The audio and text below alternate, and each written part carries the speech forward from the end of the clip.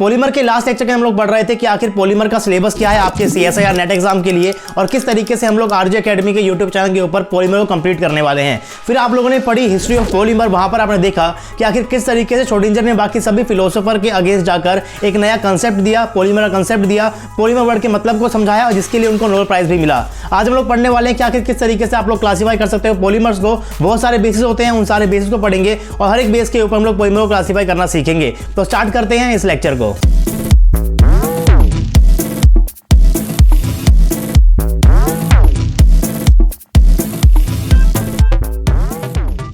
Hello guys, this is RJ and welcome to RJ academy. So this is lecture number 2 of polymer. आज हम लोग बिल्कुल वहीं से कंटिन्यू करेंगे जहां मैंने आपको छोड़ा था लास्ट लेक्चर के अंदर। तो आई होप कि आप लोगों ने फर्स्ट लेक्चर देख लिया होगा और आपको वो समझ भी आ गया होगा। बाकी फर्स्ट टाइम मैं चैनल के ऊपर आए हो तो चैनल को सब्सक्राइब करना है। सब्सक्राइब करते हुए आपको बेल आइकन को जरूर प्रेस करना है ताकि जब भी मैं आपको वीडियो अपलोड करूँ आपको नोटिफिकेशन पहुंच जाए और आप उस वीडियो को सबसे पहले देख भी पाओ। आज हम लोग पढ़ने वाले हैं कि आखिर किस तरीके से आप लोग पॉलीमर को क्लासीफाई करते हो। बहुत सारे बेसिस होते हैं, इस टॉपिक आप लोग पहले भी पढ़ चुके हो, क्लास 11th के अंदर भी, क्लास 12th के अंदर भी, BSc के अंदर भी, MSc के अंदर भी। तो आपको ये सारी की सारी बातें बहुत इजी लगने वाली है, लेकिन फिर भी आपको इसको स्किप नहीं करना है, फिर भी आपको इसको पूरा ही देखना है क्योंकि CSIR नेट के अंदर, गेट एग्जाम के अंदर कभी कभी बहुत इजी क्वेश्चंस आते हैं। तो आपको सारी की सारी बातें हर वक्त याद होनी चाहिए। जो चीजें आपने पढ़ी है क्लास 11th के अंदर, क्लास 12th के अंदर, हालांकि आपको पढ़ने के बाद याद आ जाएंगी, लेकिन अगर आप लोग यहाँ पर पढ़ोगे नहीं तो आपको याद भी नहीं आने वाली। आप लोग यहाँ से पढ़ते रहिए, जितनी बातें मैंने यहाँ पर लिखी हुई वो सारी बातें आप लोग लिखिए अपने कॉपी के अंदर और उसको बाद में रिवाइज भी करते रहना। और जब एग्जाम आएगा तो आपके नोट्स आपके बहुत काम आने वाले। जितनी बातें बताने वाला हूं आपके लेक्चर के अंदर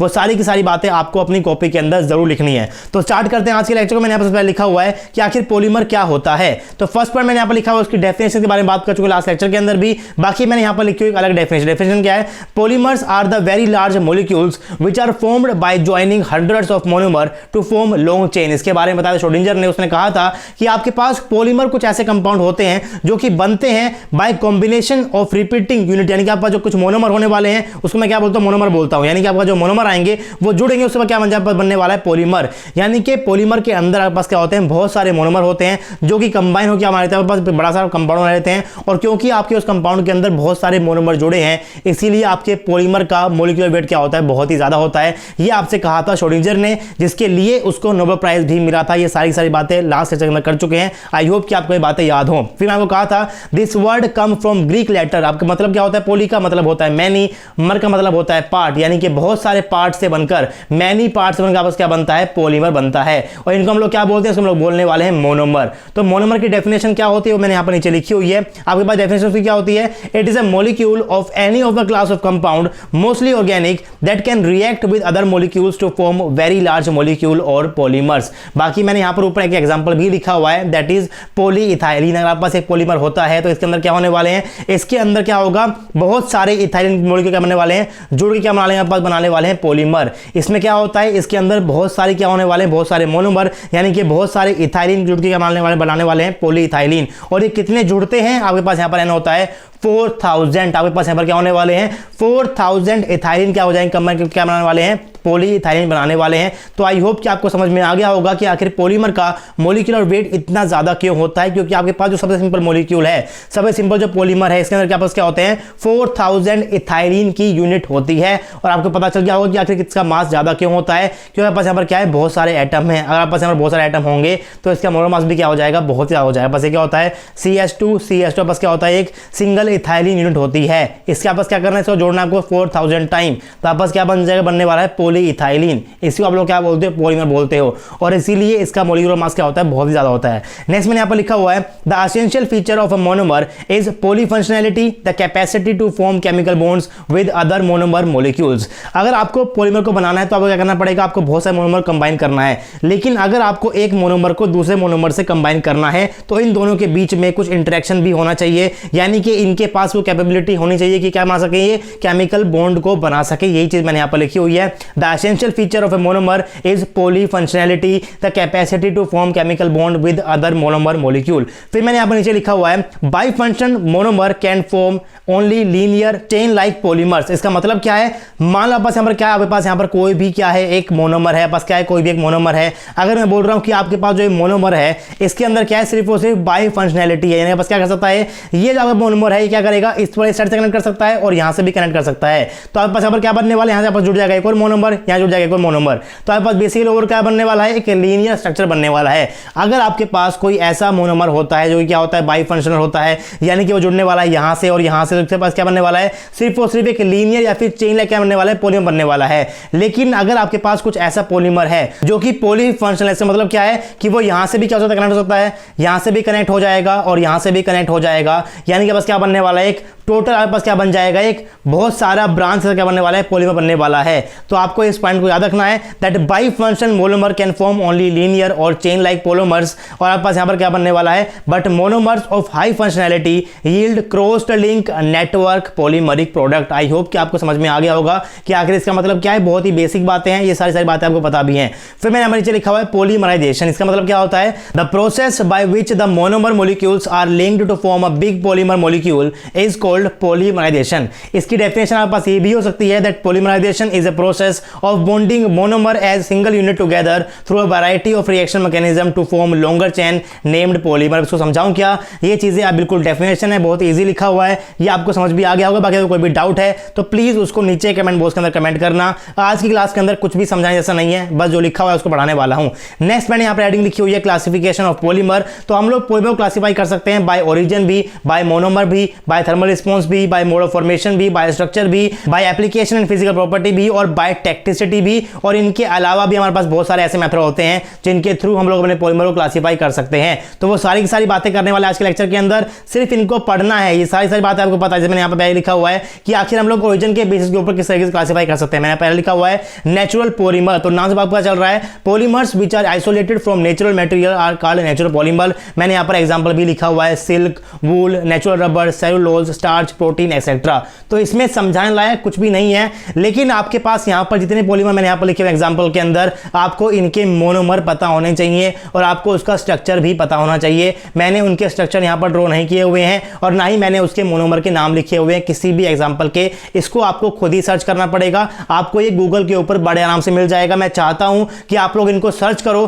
ताकि एटलीस्ट सर्च करते हुए आपको इनके नाम याद हो जाएं, क्योंकि नाम याद करना यहां से बहुत इंपॉर्टेंट है। अगर क्वेश्चन आएगा तो वो नाम के ऊपर से भी आएगा, यानी कि आपके पास यहाँ पर जितने भी मैंने पॉलीमर लिखे हुए हैं, आपको इनके मोनोमर यूनिट याद होनी चाहिए और उनका स्ट्रक्चर आपको याद होना चाहिए। जितने मैक्सिमम याद कर सकते हो उतने आपको यहाँ पर याद करने हैं। फिर आपके पास यहाँ पर नेक्स्ट होता है semi synthetic polymer. These polymers are obtained by simple chemical treatment of natural polymers to improve their physical property like lustre nature and tensile strength. यानी कि आपके पास जो पॉलीमर पहले से नेचर के अंदर होते हैं उसका हम लोग थोड़ा बहुत केमिकल ट्रीटमेंट करते हैं, वह बस क्या होता है, सेमी सिंथेटिक पॉलीमर होते हैं। इसके एग्जांपल मैंने यहाँ पर लिखे हुए कुछ नीचे, that is cellulose acetate and cellulose nitrate. तो आपको इसके मोनोमर भी याद होने चाहिए, बाकी ज्यादा इंपॉर्टेंट नहीं होते हैं। बाकी आप यहाँ पर मैंने लिखा हुआ है, ये भी आपके पास क्या है, ज्यादा इंपॉर्टेंट नहीं है। इसके अंदर से रबड़ और सेल आपस क्या होता है, इंपॉर्टेंट होता है, इनके आप लोग याद कर सकते हो। बाकी ये ज्यादा इंपॉर्टेंट नहीं होता, बाकी आप जो इंपॉर्टेंट आएंगे आगे आगे बताने वाला हूं आपके पास कि कौन कौन से इंपॉर्टेंट है। उसके बाद नेक्स्ट यहाँ पर होता है synthetic polymer. Polymers which are synthesized in laboratory from low molecular weight compound are called as synthetic polymer. आपके पास जो लो मॉलिक्यूलर वेट के कंपाउंड होते हैं उनको आप लोग खुद जानबूझकर कंबाइन कराते हो लैब के अंदर, वहां से बनने वाले पॉलीमर आप क्या बोलते हो, सिंथेटिक पॉलीमर बोलते हो। जो आपके पास होता है नेचुरल पॉलीमर, वो नेचर के अंदर पहले से ही है, जैसे कि सेलुलोज पहले से ही है, स्टार्च पहले से ही है। अगर मैं कर रहा हूं वहां पर थोड़ा बहुत केमिकल ट्रीटमेंट उसके बनने वाला है सेमी सिंथेटिक पॉलीमर। लेकिन अगर आप लोग लैब के अंदर जाकर आपके पास कोई ऐसा कंपाउंड है जो कि जिसका मूवमेंट बहुत कम होता है और मैं चाहता हूं कि आपके पास जो कंपाउंड है ये इसके ऐसे दूसरे कंपाउंड से क्या कर जाए, मिक्स कर जाए, और फिर आप बनने वाला जो पॉलीमर मैं क्या बोलने वाला हूं, सेमी सिंथेटिक पॉलीमर बोलता हूं। इसका आज ही हम लोग बहुत ज्यादा यूज करते हैं और आज हम लोग लैब के अंदर इनको बहुत बनाते हैं। आपके पास एग्जांपल मैंने यहाँ पर लिखा हुआ है नाइलॉन लिखा हुआ है, टाइलिन लिखा हुआ है, पॉलीथाइलिन लिखा हुआ है, पॉलीस्टाइलिन लिखा हुआ है, सिंथेटिक रबर लिखा हुआ है, PVC, bakelite and Teflon etcetera. अब ये सारे जो मैंने यहाँ पर लिखे हुए हैं कि आपके पास क्या है, सारे के सारे बहुत ही इंपॉर्टेंट है। आपको इनके स्ट्रक्चर को याद करना है और इनके मोनोमर यूनिट को आपको याद करना है, ताकि आपके एग्जाम के अंदर अगर कोई भी क्वेश्चन आया, जैसे कि बेकेलाइट का आपके पास मान लो क्वेश्चन आ सकता है कि पीवीसी का मोनोमर क्या होता है, बेकेलाइट का मोनोमर क्या होता है, पॉलीस्टाइलिन का मोनोमर क्या होता है, इसकी रिएक्शन क्या होती है पॉलीमराइजेशन की, तो वो सब चीजें आपको आनी चाहिए। उसके लिए आपको याद करना पड़ेगा सिर्फ और सिर्फ मोनोमर को ही, जो कि आपको वेबसाइट के ऊपर बड़े आराम से मिल जाएगा, गूगल के ऊपर टाइप करोगे तभी आपको मिल जाएगा। फिर मैंने यहाँ पर लिखी हुई नेक्स्ट क्लासिफिकेशन बाय मोनोमर, यानी कि मोनोमर के हिसाब से आप लोग क्लासिफाई कर सकते हो। अगर आपके पास जो मोनोमर जुड़ रहा है, यहाँ मान लो पास मोनोमर के पास ए है, या पास क्या एक सिंपल सा मोनोमर है, अगर ये अपने से ऐसे ही जुड़े दूसरे जुड़ेगा, बस क्या बन जाएगा, ए के बन जाएगा, तो इसको मैं क्या बोलने वाला हूं, इसको मैं बोलने वाला हूं होमोपॉलीमर। यानी कि होमोपॉलीमर वो पॉलीमर होता है जिसके यहाँ पर जो मोनोमर होता है वो सारे कैसे होते हैं, बिल्कुल सेम ही होते हैं, बस क्या होता है ए ही होता है। तो अगर आपके पास जुड़ने वाले मोनोमर क्या है, सेम है, उसको मैं क्या बोलता हूं, होमोपॉलीमर बोलता हूं। ए polymer consist of identical monomer is called homopolymer. मैंने एग्जांपल लिखा हुआ है पॉलीथाइलिन, पीवीसी, पॉलीप्रोपाइलिन एक्सेट्रा। आपके पास एग्जांपल बार बार सेम ही आने वाले हैं। आपके पास यहाँ पर क्या है, पॉलीथाइलिन है, पीवीसी है, पहले भी आ चुका है। फिर मैंने यहाँ पर नीचे नेक्स्ट लिखा हुआ है copolymer. A polymer consist of monomer of different chemical structure are called copolymer. अगर आपके पास कोई ऐसा पॉलीमर है जिसके अंदर जो मोनोमर जुड़ा हुआ है वो आपके पास अलग अलग हो सकता है, ए है, फिर आपके पास बी है, फिर आपके पास ए है, फिर आपके पास बी है, इसको आप लोग क्या बोलते हो, इसको आप जनरली बोलने वाले हो कोपॉलीमर, जिसके अंदर आपके पास जो मोनोमर होते हैं आपस क्या होते हैं, वो अलग अलग होते हैं। मैंने यहाँ पर लिखे हुए उनके एग्जांपल भी, पॉलीइथाइलिन विनाइल एसीटेट, पीईवी से नोट करते हैं इसको, nitrile rubber, acrylonitrile butadiene, styrene, ABS मैं इसको बोल सकता हूं। तो आपको इनके स्ट्रक्चर याद करने हैं, ज्यादा इंपॉर्टेंट नहीं है ये, इनके स्ट्रक्चर मत याद करना, लेकिन आपको इसके याद होना चाहिए, इसका भी होना चाहिए, आपको इसका भी याद होना चाहिए, और आपको लास्ट वाले एग्जांपल के यानी कि जो सिंथेटिक वाले पॉलीमर है उनके एग्जांपल के स्ट्रक्चर आपको याद होने चाहिए और उनके मोनोमर भी आपको याद होने चाहिए। मैंने यहाँ पर आपको एग्जांपल दिखाया हुआ है ड्राइंग कर भी, आपके पास यहाँ पर क्या है, आपके पास यहाँ पर पॉलीमर है, ये बिल्कुल सेम मैंने दोबारा बनाया हुआ है, सेम दोबारा बनाया हुआ है, सेम बनाया हुआ है, इसको मैं क्या बोलता हूँ, मैं होमोपॉलीमर। लेकिन अगर आपके पास जुड़ने वाले मोनोमर क्या हो जाएंगे, अलग हो जाएंगे, इसके पास क्या है, यहाँ पर दूसरा कोई मोनोमर है, ये क्या है, दूसरा है, ये क्या आपस सेम हो जाएगा, जैसा ये जैसा है, यहाँ पर क्या बनने वाला है, ए है, फिर बी है, फिर ए है, फिर बी है। यानी कि अगर जुड़ने वाले मोनोमर होते हैं अलग अलग, उसको मैं क्या बोलता हूँ कोपॉलीमर। अब ऐसा नहीं है कि आपस यहाँ पर सिर्फ ए बी आ रहेगा, आपस से हो सकता है ए बी सी हो सकता है, क्या हो जाएगा, वापस ए बी सी हो जाएगा। आपके पास इस टाइप का पॉलीमर भी बन सकता है, ऐसा नहीं है कि आपके पास ये बिल्कुल ए बी चलता रहेगा, ये आपके पास कुछ भी हो सकता है, बस हो सकता है ए हो सकता है, फिर पास बी हो सकता है, बस सी हो सकता है, तो आप इस तरीके से भी पॉलीमर बन सकता है। तो आपको सारी की सारी चीजें याद होनी चाहिए, आपको सब कुछ पता होना चाहिए कि पॉलीमर कैसे बनते हैं। बाकी इस टाइप के पॉलीमर क्या बोलते हैं मैंने आगे आगे लिखा हुआ है। फिर मैंने यहाँ पर लिखी हुई नेक्स्ट क्लासिफिकेशन भी, that is by thermal response, यानी कि टेम्परेचर को राइज कर भी आपके पास जो पॉलीमर होते हैं उनको आप लोग क्लासीफाई कर सकते हो। कुछ ऐसे पॉलीमर हैं जिनका आप टेम्परेचर, जिसको आप लोग हीट दोगे तो आपको क्या कर जाएगा, बिल्कुल मेल्ट हो जाएगा, बस जो पॉलीथीन होती है वो क्या करती है, बिल्कुल मेल्ट कर जाती है। तो मैंने यहाँ पर लिखा है पहला थर्मोप्लास्टिक, इसका मतलब क्या होता है, they are easily moulded in desired shape by heating and subsequent cooling at room temperature. आप उसको हीट कर दो, वो बिल्कुल ऐसे हो जाएंगे, फ्लेक्सिबल हो जाएंगे, फिर आप लोगों को शेप दो, ठंडे होने के बाद क्या हो जाएंगे, वापस से वो शेप के अंदर ही रह जाएंगे। इसका मतलब क्या है, they are easily moulded in desired shape by heating and subsequent cooling at room temperature. They are soft in hot and hard on cooling. जब वो गर्म रहेंगे क्या हो जाएंगे, सॉफ्ट हो जाएंगे, जब वो ठंडे क्या हो जाएंगे, वो आपके पास हार्ड हो जाएंगे। दे मे बी लीनियर और ब्रांच, एग्जाम्पल लिखा हुआ है पॉलीथाइलिन, पॉलीविनाइल क्लोराइड और पॉलीस्टाइलिन, ये भी इंपॉर्टेंट है और ये भी इंपॉर्टेंट है। इनके मोनोमर भी आपको यहाँ पर याद करने हैं, तो प्लीज आप लोग इनके मोनोमर को याद कर लेना और इनकी पॉलीमराइजेशन रिएक्शन को भी आपको यहाँ पर याद करना पड़ेगा। फिर मैंने यहाँ पर लिखा हुआ है नेक्स्ट थर्मोसेटिंग पॉलीमर, आप लोग पढ़ चुके हो क्लास 11 के अंदर, क्लास 12 के अंदर, ये सारी की सारी बातें आप लोग पहले कर चुके हो, इसीलिए आपको बता रहा हूँ जल्दी जल्दी, सिर्फ और सिर्फ इसमें समझने का कुछ भी नहीं है, जो लिखा हुआ है आपको वही समझा रहा हूं, तो आगे पढ़ देता हूं मैं। नेक्स्ट नंबर लिखा हुआ है, this polymer is hard and infusible on heating, this polymer doesn't become soft on heating under pressure and they can't be remoulded. इस टाइप के पॉलीमर को यानी कि थर्मोसेटिंग पॉलीमर को आप लोग हीट कर दूसरी शेप के अंदर कन्वर्ट नहीं कर सकते हो, ये आपके पास सॉफ्ट नहीं होते हैं हीट करने के ऊपर, चाहे आप उसको हीट कर लो अंडर प्रेशर भी, यानी कि हाई प्रेशर देकर भी हीट कर लो, इसकी आपको शेप चेंज नहीं कर पाओगे। These are generally cross link polymer and are not reuse, इनको आप लोग रीयूज नहीं कर सकते हो, ये जिस शेप के अंदर पहले होते हैं आपको उसी को यूज करना है। ऐसा नहीं है कि उसको हीट करोगे फिर आप उसको दूसरी शेप के अंदर कन्वर्ट करके यूज कर लोगे, ऐसा नहीं होता इसके अंदर। ऐसा मैंने यहाँ पर लिखा हुआ एग्जांपल भी बेकेलाइट और गिप्टल्स एक्सेट्रा, ये भी इंपॉर्टेंट है और ये भी इंपॉर्टेंट है, आपको इनके मोनोमर भी याद करने हैं। जितने एग्जांपल लिखे हुए हैं इन सबको लिखना है एक पेज के अंदर और उनके मोनोमर भी आप लोग वहां पर साइड के अंदर लिख लेना। फिर नेक्स्ट मैंने यहाँ पर लिखा हुआ है बाय मोड ऑफ फॉर्मेशन, आप लोग उनके फॉर्मेशन के मेड के ऊपर भी उनको कर सकते हो, आप लोग उनको क्लासीफाई कर सकते हो। पहला ऑप्शन क्या होता है, एडिशन पॉलीमर होता है। क्या होता है, these polymer are formed by the addition of monomer repeatedly without removal of by product are called addition polymer. यानी कि इस टाइप के पॉलीमर के अंदर जब पास मोनोमर जुड़ रहे होंगे तो जुड़ते वक्त आपके पास किसी भी स्मॉल मॉलिक्यूल का रिमूवल नहीं हो रहा होगा, ना वाटर बाहर निकलेगा ना अमोनिया बाहर निकलेगा, लेकिन आपके पास यहाँ पर होता है कंडेंसेशन पॉलीमर। इसके अंदर क्या होता है, जब आपके पास एक मोनोमर दूसरे जुड़ रहा होगा बस क्या निकलता है बाहर, पानी निकल जाता है, कभी कभी अमोनिया निकल जाता है, इस टाइप बस क्या होता है छोटे मॉलिक्यूल बाहर निकलते हैं, क्या बोलता हूँ, कंडेंसेशन पॉलीमर बोलता हूँ। पहले हम लोग किसको पढ़ लेते हैं, पहले हम लोग पढ़ लेते हैं कि आखिर एडिशन पॉलीमर की प्रॉपर्टी क्या क्या होती है। मैंने यहाँ पर नेक्स्ट नीचे लिखा हुआ है that these polymer generally contains all the atoms of monomer and hence the molecular weight of polymer will be integral multiple of monomer unit. आपके पास यहाँ पर क्या हो रहा है, आपके पास यहाँ पर कोई एक मोनोमर यूनिट होने वाली है, ये जब जुड़ेगी उससे आपके बाहर कुछ भी नहीं निकलेगा, यानी कि बाहर ना तो निकल रहा है पानी का मोलिक्यूल, ना ही निकल रहा है अमोनिया, ना तो बाहर निकल रहा है H2O, ना ही बाहर निकल रहा है अमोनिया, और ना बस यहाँ पर कुछ और बाहर निकल रहा है। तो अगर आपके पास कुछ भी बाहर नहीं निकल रहा है, दैट दैट मीन्स आपके पास जब पॉलीमराइजेशन हो रहा होगा उस टाइम के ऊपर आपके पास एक भी एटम लॉस नहीं हो रहा होगा।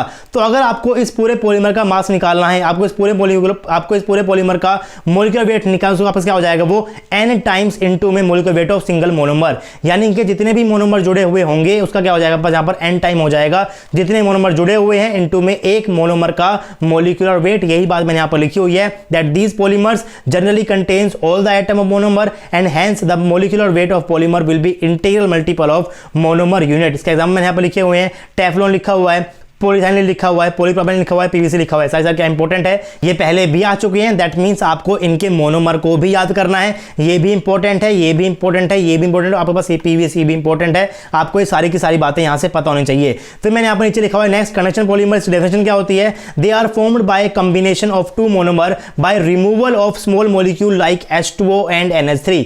जब आपके पास यहाँ पर एक मोनोमर जो जुड़ रहा होगा तो इनके कॉम्बिनेशन होते वापस क्या हो रहा होगा, यहाँ पर कुछ ना कुछ बाहर निकल रहा होगा। आपके पास जो बाहर निकलता है क्या होता है, बहुत ही स्मॉल मॉलिक्यूल होता है, जैसे पानी हो सकता है, अमोनिया हो सकता है, फिर आपके पास कोई भी अल्कोहल हो सकता है। तो बेसिकली वो चीज मैंने यहाँ पर लिखी हुई है कि जब आपके पास ये दो मोनोमर जुड़ रहे होंगे तो उसके इसमें क्या होगा, कोई स्मॉल मॉलिक्यूल बाहर निकल जाएगा जैसे कि पानी का मॉलिक्यूल या फिर ammonia. Molecular weight of polymer will not be the integral multiple of monomer unit, क्योंकि जब आपके मोनोमर जुड़ रहे हैं बस बाहर क्या निकल रहा है, आपके पास यहाँ पर कुछ एटम्स बाहर निकल रहे हैं और अगर आपके पास कुछ एटम बाहर निकल जाएंगे तो आपके पास जो पूरे पॉलीमर का मॉलिक्यूलर वेट होने वाला है वो इंटीग्रल मल्टीपल नहीं रहेगा आपके मोनोमर का। आई होप कि आप लोग इस बात को बड़ा समझ गए होंगे। They generally ester and amide linkage in their molecules. Polyamides that is nylon 6 और polyester are the example of condensation polymer। आपके पास जो क्लासिफिकेशन मैंने यहाँ पर लिखी हुई है ये सबसे इंपॉर्टेंट क्लासिफिकेशन है। आपके पास अगर क्वेश्चन आएगा तो वो इस क्लासिफिकेशन से बड़े आराम से आ सकता है। और ऐसा बिल्कुल भी नहीं है कि जितने पॉइंट मैंने यहाँ पर लिखे हुए हैं सिर्फ इतने ही पॉइंट आपको याद रखने हैं। मैं आपको दे रहा हूँ एक एग्जाम्पल कि आखिर किस तरीके से आप लोग गूगल की हेल्प लेकर बाकी सभी क्लासिफिकेशन को भी समझ सकते हो। मैंने यहाँ पर लिखा हुआ है एडिशन पॉलीमर, मैंने यहाँ पर लिखा हुआ है कंडेंसेशन पॉलीमर। तो अगर आप लोग गूगल के ऊपर जाकर टाइप करोगे addition polymer versus condensation polymer तो आपके पास अगर आप सर्च करोगे इमेज भी तो आपके पास कुछ टाइप की इमेज आ जाएगी। मैंने यहाँ पर गूगल से इमेज ली हुई है, इसमें आपके पास क्या है बहुत सारे डिफरेंसेस लिखे हुए हैं। सारे डिफरेंस आपको पता होने चाहिए। इनके ऊपर से आपको क्वेश्चन आता है आपके एग्जाम के अंदर, चाहे वो गेट का एग्जाम हो या फिर नेट का एग्जाम हो, आपको ये सारे डिफरेंसेस पता होने चाहिए। मैं यहाँ पर बोल रहा हूँ कि these polymer are formed by the addition of monomer repeatedly without removal of by product. अगर आपको दो मोनोमर को जोड़ना है वो भी बिना कुछ बाहर निकाले, दैट मींस आपके पास यहाँ पर क्या होने वाले हैं, मल्टीपल बॉन्ड्स होने ही वाले हैं। जैसे मैंने यहाँ पर लिखा हुआ है CH2 डबल बॉन्ड CH2। और आपके पास यहाँ पर एक पाई बॉन्ड होगा, इससे होने में क्या वाला है कि जब आपके पास ये पाई बॉन्ड ब्रेक होगा उससे क्या हो जाएगा, एक वैलेंसी यहाँ पर फ्री हो जाएगी, बस यहाँ पर फ्री हो जाएगी। यानी कि अगर आपके पास यहाँ पर होने वाले हैं CH2 डबल बॉन्ड CH2 भी, आपके पास यहाँ पर भी है CH2 डबल बॉन्ड CH2 भी, और अगर मैं यहाँ पर तोड़ने वाला हूँ इस पाई बॉन्ड को तो एक वैलेंसी यहाँ पर फ्री हो जाएगी, एक यहाँ पर फ्री हो जाएगी। मैं तोड़ूंगा इस पाई बॉन्ड को, यहाँ फ्री हो जाएगी, यहाँ फ्री हो जाएगी। तो आप लोग क्या कर सकते हो, आप लोग यहाँ पर इन दोनों को जोड़ सकते हो। ऐसे आपके पास क्या होती है, आपके पास पॉलीमर की फॉर्मेशन होती है, या आपके पास क्या होता है पॉलीमराइजेशन की रिएक्शन होती है। तो अगर आपको एडिशन पॉलीमर बनाना है तो उसकी बेसिक कंडीशन क्या होती है कि आपके पास आपके कंपाउंड के अंदर, आपके मोनोमर के अंदर अनसैचुरेशन होना चाहिए, यानी कि पाई बॉन्ड या फिर आपके पास ट्रिपल बॉन्ड या फिर डबल बॉन्ड या फिर ट्रिपल बॉन्ड आपके पास होना चाहिए, तभी आपके पास क्या होता है एडिशन पॉलीमर बनता है। आपके पास यहाँ पर क्या होना चाहिए, आपके पास यहाँ पर होने वाला है कोई ना कोई फंक्शनल ग्रुप, वो पास क्या होता है अलग अलग होता है। आपके पास यहाँ पर होता है कभी कभी आपके पास यहाँ पर क्या होने वाला है OH होगा, पास क्या होने वाला है अमोनिया होने वाला है, क्या हो जाएगा पास यहाँ पर H2O बाहर निकल जाएगा। तो इस टाइप के पास क्या होने वाले मोनोमर होने वाले हैं, अलग अलग मोनोमर होंगे, अलग अलग फंक्शनल ग्रुप होंगे। तो इन चीजों का लोग पढ़ लेना, बहुत बेसिक बात है, आपको सब कुछ नहीं बता रहा हूँ, बस आप बता देता हूँ कि किस तरीके से आपको पढ़ना है। इस टाइप से आप लोग इमेज निकाल सकते हो और बाकी सभी क्लासिफिकेशन को समझ सकते हो। नेक्स्ट मैंने यहाँ पर लिखा हुआ है क्लासिफिकेशन बाय स्ट्रक्चर। आपके पास होता है लीनियर पॉलीमर, आपके पास हो सकता है ब्रांच भी, समझ गए होंगे कि लीनियर क्या होता है, पास ब्रांच क्या होता है। Monomers are linked with each other to form a long straight chain, आपके पास कुछ ऐसे हो जाएगा, या पास क्या होता है आपके पास लॉन्ग स्ट्रेट चेन बन जाएगी। क्या होता है आपके पास क्या होने वाला है, एक मोनोमर होगा, फिर दूसरा होगा, फिर तीसरा होगा, इसके बाद बस एक स्ट्रेट चेन बन जाती है। यहाँ पास क्या होता है लीनियर पॉलीमर होता है। इसके एग्जाम्पल मैंने यहाँ पर लिखे हुए हैं, एग्जाम्पल पास क्या हो जाएगा HDP, यहाँ पास क्या होता है, यहाँ पास होने वाला है हाई डेंसिटी पॉलीइथाइल। यहाँ पास एग्जाम्पल मैंने यहाँ पर लिखा हुआ है दूसरा नाइलॉन्स एक्सेट्रा। नेक्स्ट मैंने लिखा हुआ है नो साइड चेंज, क्या होता है कोई भी साइड चेंज नहीं होती है, अगर साइड चेंज हो जाएगी तो वो लीनियर ही नहीं रहेगा। नेक्स्ट मैंने लिखा हुआ है these polymer are closely packed and thus high density tensile strength and melting melting point, यहाँ पास क्या होता है बिल्कुल क्लोजली पैक्ड होता है, और अगर आपके पास क्लोजली पैक्ड है उसकी डेंसिटी क्या हो जाएगी, ज्यादा हो जाएगी, और इसका मेल्टिंग पॉइंट भी क्या हो जाएगा, ज्यादा हो जाएगा। सेम वही बातें मैंने यहाँ पर लिखी हुई है। अब नेक्स्ट मैंने यहाँ पर लिखा हुआ है branched polymer, they have strong long chain with different size. यहाँ पर क्या हो सकता है, पास यहाँ पर पॉलीमर है, आपके पास यहाँ पर भी एक पॉलीमर हो सकता है, जुड़ सकता है, पास क्या इस टाइप के पॉलीमर होने वाले हैं। इससे आपके पास क्या होती है, कुछ ना कुछ साइड चेंज भी होती है। यहाँ पास क्या हो जाएगा, ये आपके पास होने वाला है ब्रांच्ड पॉलीमर, कुछ इस टाइप का।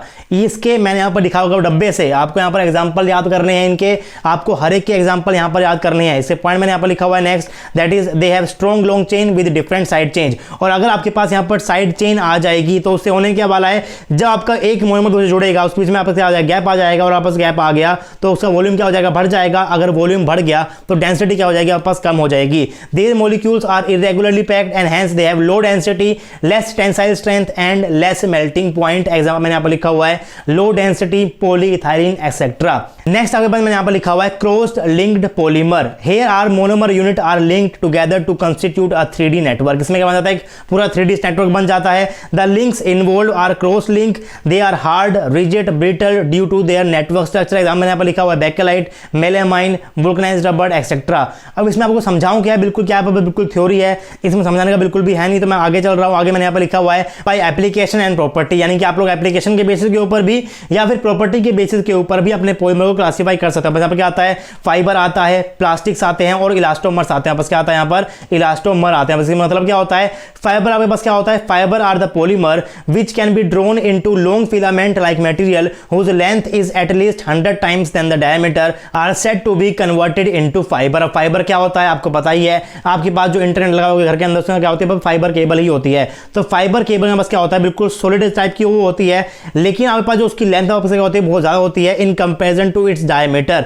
तो आपके पास यहाँ पर क्या है, आपके पास ये होता है फाइबर, अंडर फाइबर आपस से आने वाला है। They have high tensile strength because of high intermolecular attractive force like hydrogen bonding. आपकी जो इसकी टेंसाइल आपस क्या होती है, बहुत कम होती है। आप लोग फाइबर के ऊपर चढ़ लो, फाइबर को बिल्कुल ऐसे मोल्ड कर दो, लेकिन वो कभी टूटेगा नहीं। क्यों नहीं टूटेगा, क्योंकि उनके बीच में जो पॉलीमरिक यूनिट आप वहां यूज कर रहे हो उसके बीच में इंटरेक्शन बस क्या होता है, हाइड्रोजन बॉन्डिंग का बस क्या होता है, बहुत ही हाई इंटरमोलिकुलर फोर्सेज होता है, इसीलिए वहां पर वो ब्रेक नहीं हो रहा होता है। नेक्स्ट में मैंने यहाँ पर लिखा हुआ है हाईली क्रिस्टलाइन। अब क्रिस्टलाइन क्या होता है, क्रिस्टलाइन क्या होता है, अमरफस क्या होता है, आपको पता होगा कि क्रिस्टलाइन के अंदर क्या होने वाला है, आपके पास एक ऑर्डर्ड वे के अंदर क्या होता है, आपकी जो पॉलीमरिक यूनिट क्या होती है वो अरेंज हो रही होती है। इसको आप लोग पढ़ते हो सॉलिड स्टेट के अंदर क्या क्रिस्टलाइन सॉलिड क्या होता है और अमरफस सॉलिड क्या होता है। तो क्रिस्टलाइन मतलब क्या होने वाला है कि आपके पास क्या होता है, बिल्कुल एक ऑर्डर फॉर्म के अंदर क्या होने वाला है, पास यहाँ पर अरेंजमेंट होता है, और आपके पास होता है एक अमरफस मतलब क्या होता है, पास बिल्कुल भी ऑर्डर फॉर्म के अंदर नहीं है, कोई भी पास कहीं भी हो सकता है। मैं क्या बोलता हूँ, अमरफस बोलता हूँ। एग्जाम मैंने यहाँ पर लिखा हुआ है नाइलॉन भी और टाइलाइन भी एंड एक्सेट्रा भी, तो आपको इनके मोनोमर याद करने हैं, मैं आपको बार बार बोल रहा हूँ ये बात। फिर आपके पास यहाँ पर होता है plastics, polymer which can be shaped into hard and tough utility articles by application of heat and pressure is known as plastic. यानी कि हीट को यूज कर और प्रेशर को यूज कर आप लोग क्या कर सकते हो, उनकी शेप को चेंज कर सकते हो, इसको आप लोग क्या बोलते हो, प्लास्टिक बोलते हो। और अगर आप लोग यहाँ पर टेम्परेचर इनके हीट करने के बाद उसकी शेप को चेंज कर रहे हो, दैट मींस उसके बीच में जो आपके पास इंटरमोलिकुलर इंटरेक्शन होने वाला है क्या थोड़ा सा कम होने वाला है in comparison to fibre. Next में यहाँ पर लिखा हुआ है that here the intermolecular forces between polymeric unit are intermediate between elastomers and fibres. इसके बीच में जो होता है इंटरमोलिकुलर फोर्स क्या होने वाला है, वो कम होता है किससे, फाइबर से, लेकिन ज्यादा किससे होता है, वो इलास्टोमर से क्या होता है, ज्यादा होता है। दे आर पार्शियली क्रिस्टलाइन, पर से पूरा का पूरा क्रिस्टलाइन नहीं होता, यानी कि क्या होते हैं, पार्शियली क्रिस्टलाइन होते हैं। एग्जाम मैंने यहाँ पर लिखा हुआ है पॉलीस्टाइलिन भी, पीवीसी और पीएमएम भी, क्या है पीएमएम में है, यहाँ पास क्या नया आगे इसका मोनोमर आपको याद करना है। ये चीज मैं आपको बार बार बोल रहा हूँ, तो आई होप कि आपको समझ में आ गया होगा कि आपको यहाँ पर हर एक पॉलीमर के मोनोमर को याद करना है। फिर मैंने यहाँ पर लिखा हुआ elastomers, they are solids with rubber like elastic properties, here the polymeric chain are held by weakest intermolecular forces, so they are highly amorphous in nature, these weak binding force permits them to be stretch. इनके बीच में जो आपके पास binding force क्या होता है, कम होता है, इससे क्या हो सकते हैं, वो स्ट्रेच हो सकते हैं। आई होप कि आपको ये चीज भी समझ में आ गई होगी। अब इसमें समझाऊं क्या, बिल्कुल सिंपल पॉइंट लिखे हुए हैं, आपको इनको एज इज यहां से याद करने हैं। इसका एग्जांपल क्या है, नेचुरल रबर है, ब्यूना एस है, ब्यूना एन है और वुल्कनाइज्ड रबर भी है। ये क्या होता है, ये क्या होता है, इंपॉर्टेंट है, प्लीज आप लोग इसको सर्च करो, आपको समझ में आ जाएगा। और इनके मोनोमर को आपको जरूर याद करना है। इन दोनों के मोनोमर के ऊपर से क्वेश्चन जरूर आ सकता है, बस क्या है, बिल्कुल इंपॉर्टेंट वाले क्या है, पॉलीमर है, तो आपको इनको यहां पर जरूर याद करना है। दोनों का याद करना है कि आखिर ब्यूना एस क्या होता है और आपके पास ब्यूना एन क्या होता है, दोनों क्या है, बहुत ज्यादा इंपॉर्टेंट इंपॉर्टेंट है। फिर आपके पास यहाँ पर होता है एक रेजिन्स भी, इसका मतलब क्या होता है, low molecular weight polymer, polymers which are used as adhesives, sealants etcetera in a liquid form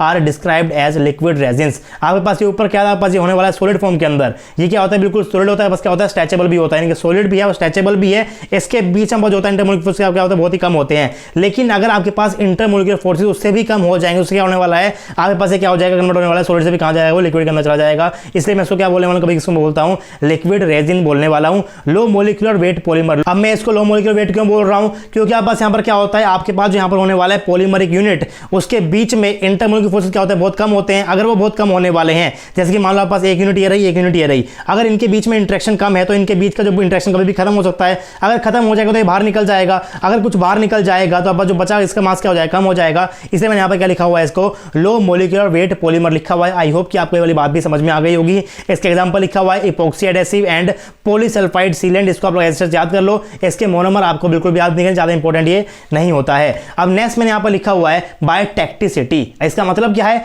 the difference in configuration due to orientation of different functional group with respect to main chain is called tacticity. It is of 3 type, isotactic होता है, आपके पास होता है सिन डायोटैक्टिक, मैंने यहाँ पर लिखा हुआ है एक और, दैट इज एटैक्टिक। अब इसका मतलब क्या है, मान लो आपके पास यहाँ पर क्या है, कोई सिंपल सा क्या एक मोनोमर है, आपके पास यहाँ पर क्या होने वाले, मोनोमर के अंदर 2 ग्रुप लगाए, मैं यहाँ पर लगाता हूँ G1 ग्रुप, मैंने यहाँ पर लगा दिया G2 ग्रुप लगा दिया। यहाँ पास क्या सिंपल सा एक मोनोमर है, इसी को मैं बार बार रिपीट करूँ, क्या मजा पास पॉलीमर बनने वाला है। लेकिन जब मैं इसको रिपीट करूंगा, जब मैं इसको दूसरे जोड़ने वाला हूं, तो क्या आपका जो G1 है वो इधर ही आएगा, आपका G2 इधर ही आएगा। इनके बेसिस के ऊपर क्या किया हुआ है, आपको यहाँ पर क्लासीफाई किया हुआ है। अगर आपके पास ये फंक्शनल ग्रुप सारे के सारे सेम साइड के ऊपर रहते हैं, यानी कि आपके जो मोनोमर है वो कुछ इस टाइप से कंबाइन हो रखे हैं कि उसके अंदर जो फंक्शनल ग्रुप है वो सारे क्या है, एक ही साइड के अंदर है, तो उसको मैं क्या बोलता हूं, उसको मैं बार बार बोलने वाला हूं आइसोटैक्टिक। बाकी मैंने यहाँ पर नीचे लिखा भी हुआ है that if all functional group are arrange on the same side of main chain, main chain बनाई हुई है, आपके पास यहाँ पर क्या है, सारे एक ही साइड में है, यहाँ पास क्या होता है, आइसोटैक्टिक होता है। लेकिन अगर आपके पास जो फंक्शनल ग्रुप है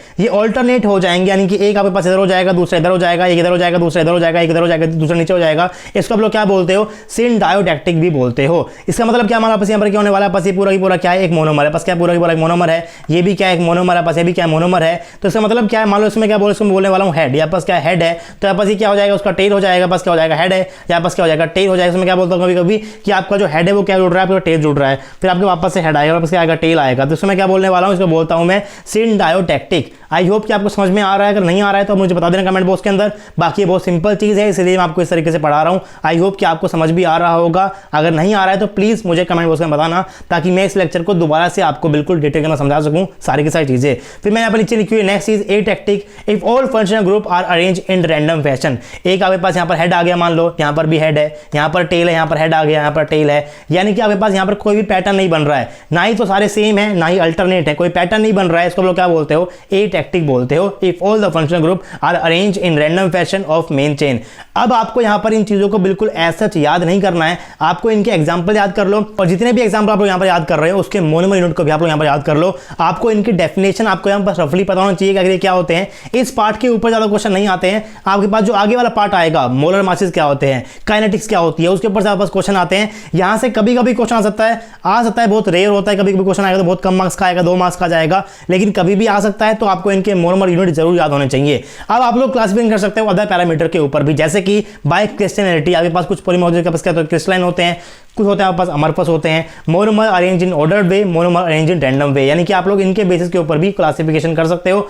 इसको आपको ज़्यादा याद नहीं करना है, इसके ऊपर से क्वेश्चन कभी नहीं आया है। फिर आपके पास यहाँ पर नेक्स्ट हो सकता है बाय बैकबोन एटम, यानी कि आपके पास यहाँ पर जो होने वाला है पॉलीमर की मेन चेन होने वाली है, आप लोग इसकी बैकबोन के ऊपर भी पॉलीमर को क्लासीफाई कर सकते हो। आप होता है ऑर्गेनिक भी, आपस होता है यहाँ पर इनऑर्गेनिक भी। Polymer backbone is made up of carbon atom and polymer backbone is made up of other atom. इनके बेसिस के ऊपर भी आप लोगों ने पॉलीमर को क्लासीफाई कर सकते हो। तो आज का जो लेक्चर था इसके अंदर कुछ भी कंसेप्चुअल था नहीं, इसलिए मैंने जब जो भी लिखा हुआ उसको मैंने पढ़ के सुना दिया है। बाकी आप लोग गूगल के ऊपर जाकर इनके ऊपर थोड़ा बहुत और भी पढ़ सकते हो। जरूरी नहीं है कि आपको कोई बुक परचेज करनी पड़ेगी, आप लोग यहाँ पर गूगल के ऊपर जाकर थोड़ी बहुत चीजें पढ़ सकते हो। और आपको जितने एग्जांपल मैंने दिए हैं उन सभी के मोनोमर भी आपको याद करने हैं। तो आई होप कि आपको लेक्चर पसंद आया होगा। लेक्चर को पसंद आया, वीडियो को लाइक करना है, आपको अपने दोस्तों वीडियो को शेयर भी करना है। आपको मेरा काम लगता है अच्छा तो आप लोग आरजे एकेडमी की फाइनेंशियल हेल्प भी कर सकते हो, गूगल पे कर सकते हो, फोन कर सकते हो, पेटीएम कर सकते हो। नंबर आपके स्क्रीन के ऊपर है 9053519385। Any support is highly appreciable guys. आपको कोई भी डाउट है तो आप लोग नीचे कमेंट बॉक्स के अंदर कमेंट कर सकते हो। वीडियो को लाइक जरूर करना है, चैनल के ऊपर है तो सब्सक्राइब भी कर लेना। आपसे मैं मिलूंगा नेक्स्ट वीडियो में, तब तक के लिए पढ़ते रहिए,